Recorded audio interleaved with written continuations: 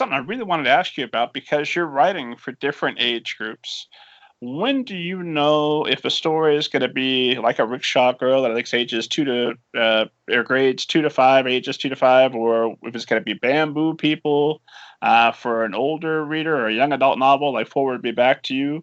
How do you approach those projects differently? What do you do to make sure you're appropriate for the audience? And then also, when in the process do you know that that's the audience that this story is for?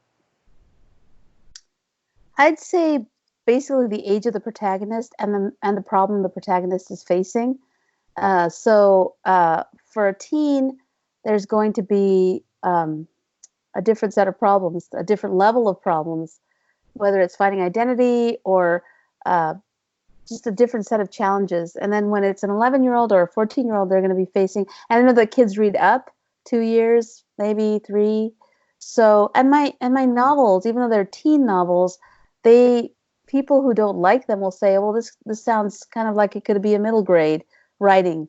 And like with Naima, she has an economic crisis. It's not your standard middle grade problem. She's got a hungry family, and it's global poverty and microcredit and female empowerment. I mean, those are big issues, right? So it's not necessarily by the issues. It's more, and my writing style tends to be pretty spare.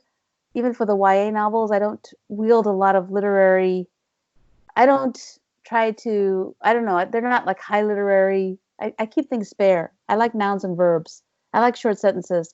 So I think an 8th grader, 7th grader, 6th grader could read my novels. There's nothing in them that's apart from the fact that these are teenagers who are dealing with teenage-sized problems.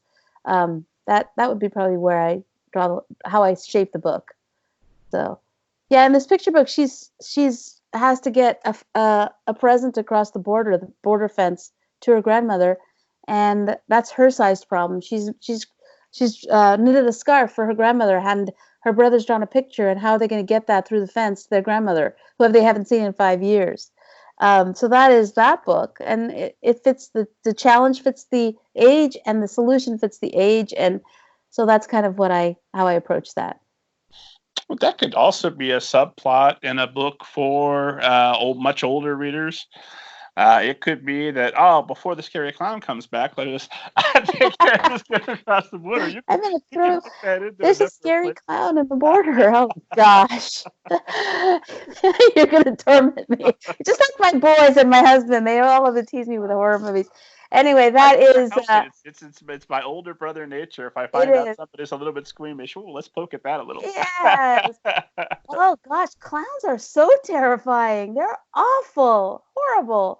And as I get older, I'm getting down. I used to be able to watch some R movies and then PG-13, and now I'm like, I just got a Verizon phone, so I have a free Disney subscription, and so I'm watching all the old Disney. I'm watching Bedknobs and Broomsticks and all the old Disney movies. I'm scaling down to G-rated only at this point in my life. Terrible.